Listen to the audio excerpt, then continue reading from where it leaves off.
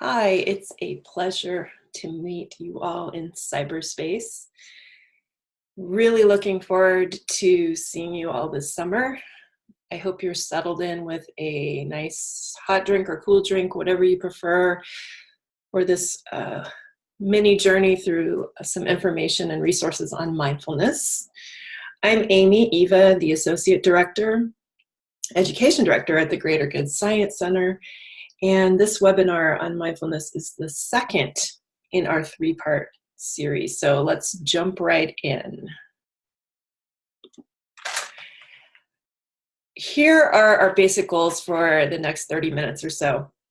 We're going to talk about what is mindfulness, definition of mindfulness, what's the history behind it, what are the benefits of mindfulness, how is it taught, and then we'll finish up discussing some of the current challenges and opportunities in the field, and then you'll have the opportunity to close with a practice that we'll offer you. So, what is mindfulness? It can be both a practice and a disposition or way of life. At the Greater Good Science Center, we like to emphasize Shapiro and Carlson's definition of mindfulness: the awareness that arises out of intentionally paying attention in an open, kind, and discerning way. We value the focus on openness, kindness, and acceptance here in particular. And I have to say, on a personal note, I know this aspect of mindfulness, the kindness and openness piece, is what I benefit from most as someone who has struggled with self-criticism. And maybe some of you can relate. When you bring awareness to your experience, you become more attuned to both the external world, sounds, sights, and other sensory input all around you, as well as your internal world. What you think, what you feel, and experience throughout a given day. And when we aren't at all aware of our inner world, that inner world can dictate how we feel and interact and respond without us having a lot of choice in the matter. So when we experience stress, we may not even be aware of it. And yet when we begin to notice and observe our own stress, we may actually be able to navigate that stress a bit better. Mindfulness practice gives us permission to stop and pause. If we're constantly doing, and running around and round in our little hamster wheels, then we can lose connection with who we are as human beings. During my about 12 years as a teacher educator, I started each of my classes with a few moments of mindfulness. And some of my students would express worry about their ability to meditate. They'd say, Amy, I can't do it. My mind wanders too much. I can't stop thinking. But that's exactly the point. It's not about controlling our thoughts, but observing them, witnessing them, noticing them, and most of all, being open and kind with ourselves. So, I wanted to share with you from the Handbook of Mindfulness in Education. There's a wonderful user-friendly chapter by Shinzen Young. It's chapter 3. He's an American who was ordained as a monk in Japan back in 1970. He walks you through the experience of mindfulness with a number of examples and helps you to understand the key elements. So I like his really clear description that mindfulness is attention that is present-centered and non-judgmental. He explains that we use a particular attentional skill set while we are being present-centered and non-judgmental or mindful. So first, we learn equanimity, which is the ability to allow sensory experiences to come and go without suppressing them or avoiding them, which can be a challenge. We also learn not to over-identify with an experience or make it too personal. Okay, I'm angry right now. I feel it in my body here, and I'm going to watch it move through me. I'm not going to be swept up in it. So that's equanimity. Concentration, the ability to focus on what you consider to be relevant at a given time. So with mindfulness, you may focus your attention on the sound of a singing bowl or a chime, or you may place your attention on the movement of your belly as you breathe and keep it there.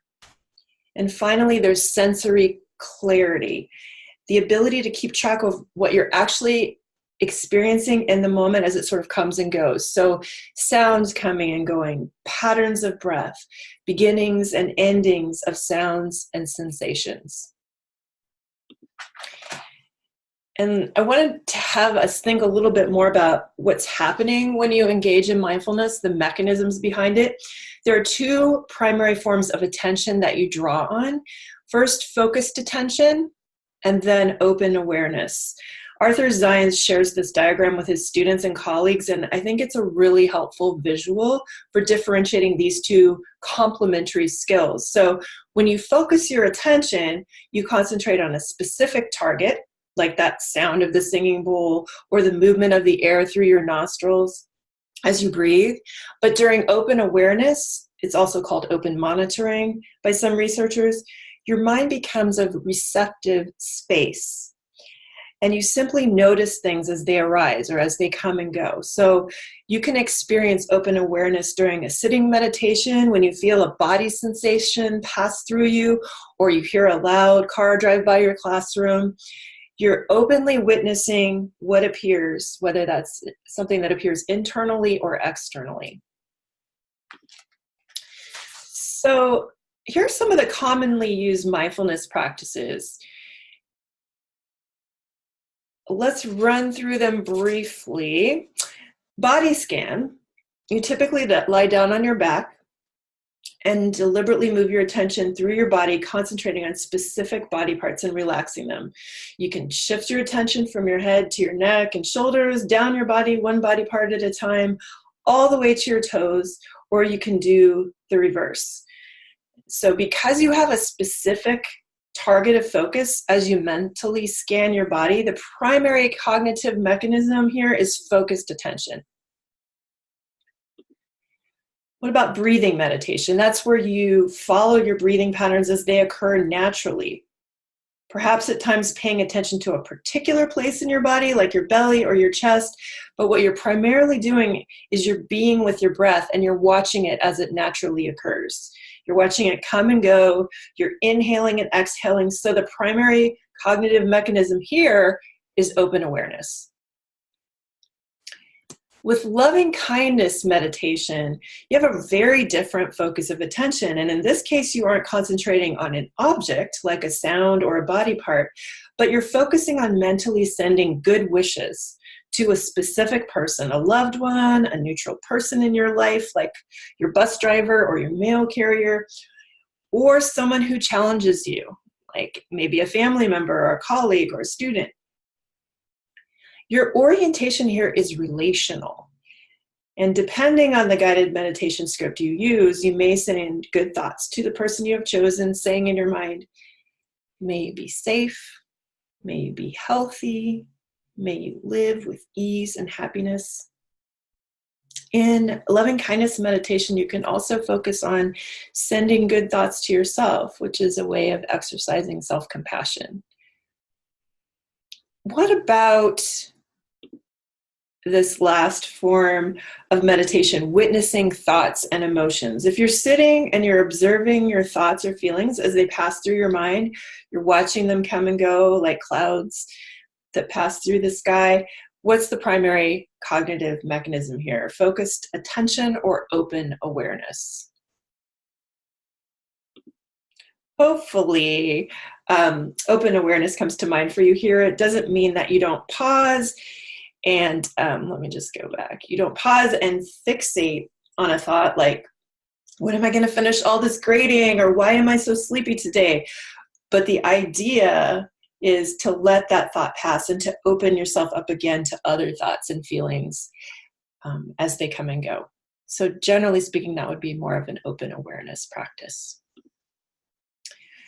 So on to, real quickly, some historical influences. When we think broadly about the mindfulness movement, it's important to acknowledge the historical influence of wisdom traditions across the globe.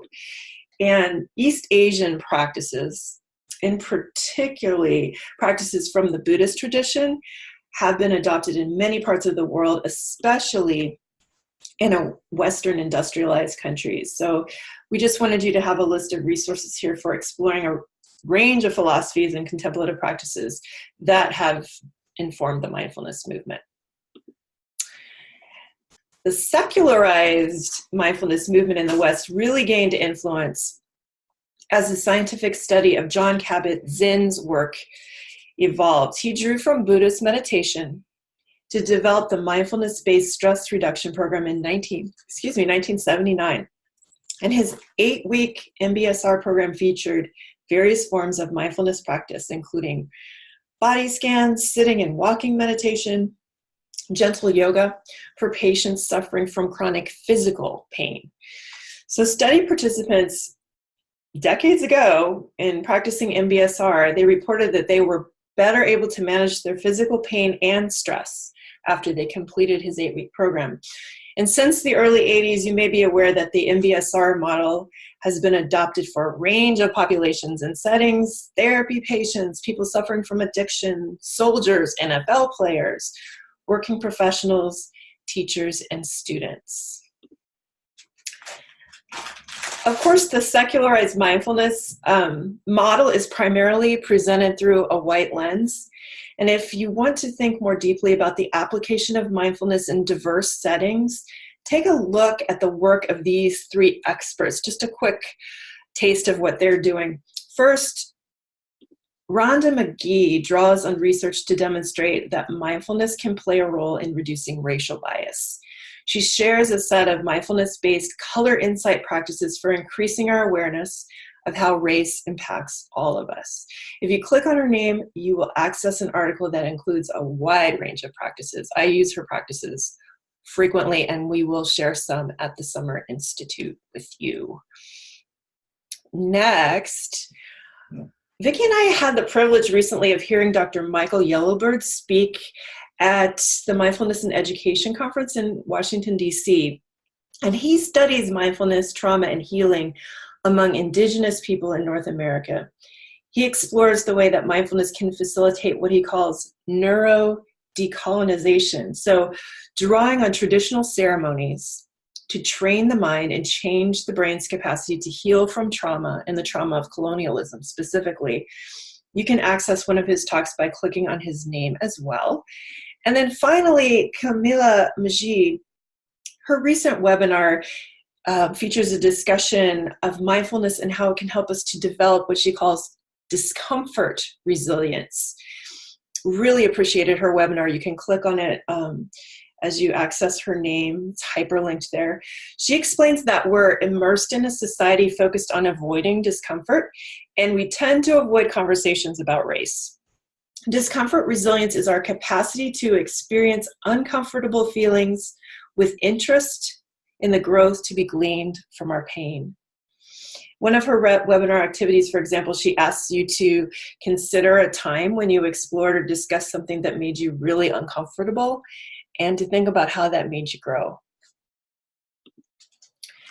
And if you haven't come across Raquel Rios' work, consider listening to her podcast on how to connect mindfulness with social justice. Again, click on her name for that. In her new book, Mindful Practice for Social Justice, which I just had the privilege of reviewing, she asks a really timely question. How can we shift a group out of that feeling of powerlessness? She recognizes that personal well-being depends on societal well-being, and she offers a range of really practical strategies that can help you bring mindfulness and social justice into your everyday practice at school. And what I really like about the book is that it moves beyond the personal and the individual relative to mindfulness, and she begins to address more specifically power dynamics and systems and how to channel group energy for the good. So mindfulness in community, mindfulness contextualized in the group, which is hopefully where our field is moving more and more in terms of mindfulness. At this point, if you take a wider look at mindfulness research out there, you can see a bar graph here tracking the number of peer-reviewed studies between 1980 and 2016, a few years ago. So here you get a sense of dramatic growth in the research over the last 2 decades in particular.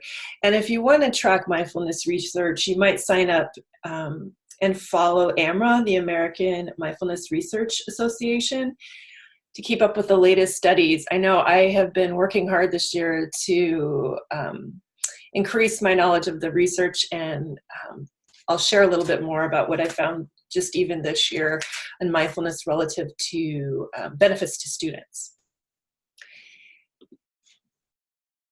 Just to give you a sense of a few studies, it would be overwhelming to look at them all, or many of them, but here's what we're seeing in terms of some of the variables that appear to be influenced by mindfulness training with adults specifically. So the most commonly cited studies address increases in attention and reductions in anxiety and depression. We're also starting to see more researchers explore the links between mindfulness and pro-social behaviors, which is really interesting research. Again, connecting oneself to community, and how does mindfulness enhance my relationship to others? So pro-social behaviors, kind and helpful behaviors associated with mindfulness practice. A brief journey connection to information on the mindful brain, what's going on in the brain when we're mindful. Research helps us to explore that a little bit more over these last few decades. This isn't a webinar on neuroscience, but we wanted to highlight 3 areas of the brain that appear to be influenced by mindfulness practice. So first, we'll keep it simple. The amygdala is aroused when you detect and react to emotions, and especially difficult or strong emotions like fear. So this part of the brain is actually less activated and has less gray matter density following mindfulness training. So perhaps it doesn't have to work as long or as hard after training. Second, the hippocampus is critical to learning and memory, and it helps to regulate the amygdala. So this part of the brain is more active and has more gray matter density following training. That's what we're seeing. And finally, the prefrontal cortex, the CEO of the brain, the chief executive officer of the brain, is associated with planning behaviors, emotion regulation, and wise decision making. The prefrontal cortex of the brain is more activated after mindfulness training. So in light of this research, we have evidence that mindfulness can also help us to become more resilient and adaptive under stress. You might take a look at The Emotional Life of Your Brain, the book by Richie Davidson and Sharon Bagley. It's a great read if you want to dig into this further. And I think Vicki also mentioned it in her SEL webinar. But of course, we may have a better understanding of neuroscience than we did a few decades ago, but brain research doesn't tell us everything about human consciousness, the inner workings of the mind, and our moment-to-moment experience. As you think about research in this area, also know that there is an emerging field of study called developmental contemplative science. Researchers are studying how mental training can transform our minds and bodies across the lifespan. It's important to highlight the belief based on research that our brains are inherently adaptive and plastic, and I love telling students about that. It's the great news. But also that there are windows of opportunity in development for really tapping into mental training and kids' capacity for increasing their ability to manage stress, etc. And so early childhood and early adolescence may be 2 windows. I just looked at some interesting research on how later adolescents are benefiting more from mindfulness as well. So kids around, or teens around 16, 17, and 18. If you want to read more about mindfulness research relative to a particular age group, we have resources for you here.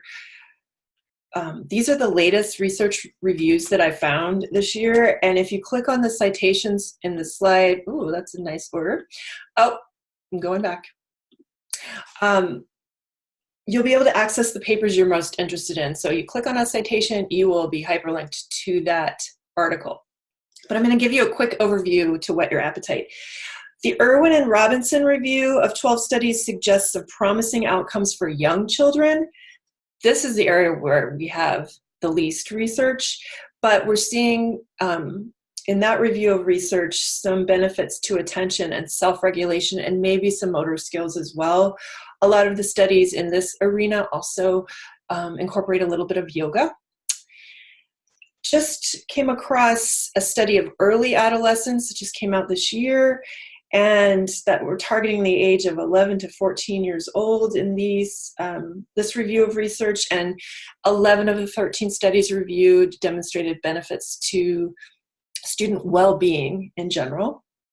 There are multiple meta-analyses now. There used to only be a couple, but there are multiple reviews of research of K-12 students, so elementary and secondary combined. 33, 40, 13, and 24 studies respectively as we look across these 4 different meta-analyses. And when you take them together, note the box below, we are seeing that mindfulness interventions can increase students' resilience to stress. That means their positive emotions, their self-esteem, their self-concept and well-being. All 5 CASEL competencies, especially, and so that's SEL skills, especially self-management and self-awareness. We're seeing benefits to attention, to executive functioning, and more studies on academic performance. But we're also seeing mindfulness training having an effect on reducing anxiety and depression and even negative behaviors at school. In terms of college students, this Bamber and Schneider study was a review of 57 studies, and the majority of the study's findings indicated reductions in both anxiety and stress. When we're looking at college, we're seeing a lot of focus on anxiety and mindfulness benefiting anxiety, or reducing anxiety. And then finally, us teachers, educational professionals, there was a recent review of 19 studies with educators that suggest that mindfulness interventions may have a positive effect on teachers' mental health and well-being, even their job performance and physical health. And I've also looked at research on mindfulness benefiting teachers' sense of efficacy. I can do this. I feel capable of managing this class after more mindfulness practice over time. But keep in mind that the authors of these meta-analyses acknowledge the lack of consistency in research methods and instructional practices used across the studies, and they suggest a need for more randomized controlled trials. There aren't a lot of those with students. They also note that research with these particular groups, in terms of the kids versus adults, is preliminary but quite promising. And we're learning with a number of feasibility studies that mindfulness really is teachable, and researchers are learning much more about how students are responding to mindfulness teaching. And I just came across a really interesting review of research that looks specifically at 24 mindfulness interventions with students who are 14 to 18. And this research review, they discovered that older teens, as I mentioned earlier, older teens responded more positively to mindfulness than younger teens across 24 studies, and that adolescents in general preferred a variety of approaches rather than a canned, we'll do this every day sort of approach. Flexibility was really important to them, which makes sense when you know that adolescents respond to novelty and variety. So the other thing that was interesting about this study for you to note is that teens reported greater benefits when receiving instruction from their own teachers who were trained, so trained teachers rather than outside facilitators. But in terms of practical suggestions for leading children and teens, here are a few to note. First of all, practice mindfulness yourself is the number one. You really can't teach swimming well if you don't know how to swim. Same with mindfulness. Without the experience, it's difficult to give clear, authentic advice and to actually embody a more mindful disposition in the classroom. So practice it yourself. We'll have plenty of opportunities at the Institute to share different practices if you aren't already engaging in a mindfulness practice. But in terms of the teaching itself, it's really important to provide explanations and rationales, particularly for older kids. Here's why we're doing it. Here's the benefit. Next, ask students to practice at home. It's just like physical exercise. The more you do it, the greater benefits. Balance variety with repetition, with the caveat that teens like variety. So it's nice to have some repetition, particularly for the younger kids. But so there's some continuity and generalizability of the skill, but you want to maintain interest. So it's that Goldilocks principle of not too hot, not too cold, not too much variety, not too much repetition. Check in with students regularly to figure out what's going on with them, what's going on in your mind at this moment. Practice those check-ins, which are very mindful in and of themselves. Lead short practices. The researchers the research I read talked about elementary students needing 5 minutes or less, and secondary maybe 10 minutes as a rule of thumb. Then also, quite obviously, focus on learning through experience. Kids and teens don't need a lot of lecture. They appreciate diving in and experiencing and debriefing. So when you debrief on an experience, really encourage open and candid discussion, because it's important to normalize that kids are going to feel bored, that their minds are going to wander all over the place, that they're going to feel frustrated, and that is part of the process. So the more you can encourage and normalize those feelings, the better. And then finally, choose practices to tap particular skills. And I'm talking specifically about social emotional learning competencies. There's not a lot of research in this area, but it's worth noting that practices like mindful breathing could enhance self-awareness and self-management. Loving kindness could enhance or foster greater social awareness. And mindful listening or active listening skills can help students develop stronger relationship skills. So think about linking practices to developing particular social emotional learning skills. This is just a quick exposure to a number of mindfulness programs that we are aware of at Greater Good, and I'm not going to talk through these, but I just want you to be aware of all of them if you're interested in checking them out. And next, I wanted to move toward the end of our time together to talk about challenges and opportunities in the field. So, what are some key challenges? Where does mindfulness fit in with a standards-driven, where does it fit with a standards-driven industrial school model? What are we using it for? This is a really interesting question. Are we using it for compliance, for classroom management? Will mindfulness eventually become hijacked by more industrial models? I read a paper recently where the author asked whether mindfulness interventions could eventually become some sort of pathology proofing technology. If that is the case, then we're moving far, far away from thinking about mindfulness as a disposition or a way of being. Who's teaching it?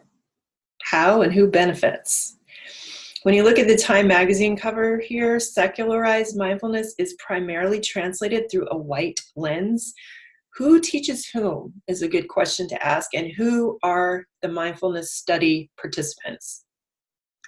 Who benefits most from mindfulness programs, and who has access to those programs? There are key, really crucial equity issues here to keep in mind. Another question, is mindfulness too religious? There are plenty of parent community concerns expressed along these lines. You go on mindful listservs and see people talking about this all the time. Mindfulness and Ed listservs. Tish Jennings writes about how important it is to articulate clear secular guidelines that can help you to avoid some of these challenges when you're proposing practices and programs in public schools. And then on the other hand, is mindfulness too scientific? This is the other side of the coin. If it's not too religious, maybe it's too scientific. What do we lose when we secularize mindfulness, when mindfulness is overcome with science and it becomes sort of whitewashed?